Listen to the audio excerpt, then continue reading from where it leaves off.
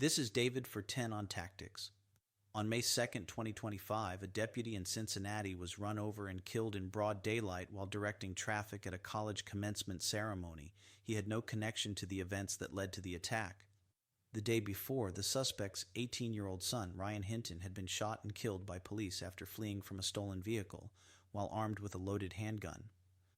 What happened in the moments leading up to that shooting? Was it legally justified, or could it have been avoided? Let's walk through what we know. On May 1st, 2025, around 10 a.m., Cincinnati police officers with the Fugitive Apprehension Squad responded to a report of a stolen vehicle in the East Price Hill neighborhood, a high-crime area known for violent and gang-related activity. As officers approached the car, 4 people fled on foot. One of them was 18-year-old Ryan Hinton, who was carrying a semi-automatic handgun with an extended magazine and a round in the chamber.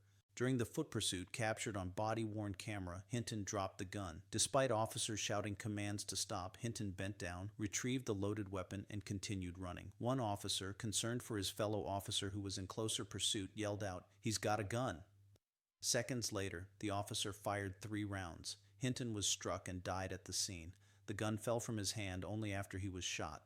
The Hamilton County prosecutor, Connie Pillich, reviewed the incident personally, frame by frame of the body cam footage, officer interviews, forensic evidence, and phone records. She declared the shooting legally justified, emphasizing 3 points. Immediate threat. Officers reported that after retrieving the gun, Hinton bladed his body, a posture suggesting he aimed the weapon at them. Witness corroboration. A civilian confirmed seeing Hinton with the tan and brown handgun, matching officer accounts. Additional evidence. A photo of Hinton posing with the same gun was found on his phone. Another loaded magazine was discovered in his pocket. According to the prosecutor, the officer's use of force was objectively reasonable and necessary to protect lives. She declined to bring the case before a grand jury. Hinton's family has since filed a civil lawsuit alleging excessive force. Their legal team argues that while Ryan had a gun, he was running, not actively threatening the officers, and that they misjudged the risk. The family questions whether Hinton actually aimed the weapon at anyone and describes the officers as scared and overreacting.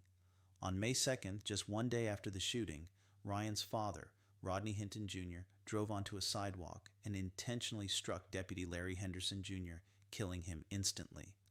Deputy Henderson had no role in the prior day's events.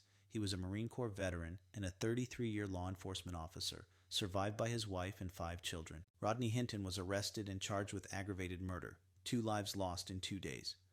1, the result of a high-risk encounter where an armed suspect made a decision that escalated the danger. The other, a calculated act of revenge that claimed the life of an innocent veteran officer. The legal system may ultimately decide whether any civil liability exists, but one fact is undeniable. If Ryan Hinton had continued running instead of retrieving that loaded handgun, both he and Deputy Henderson might still be alive today. The question remains, why did Ryan stop and go back for the gun?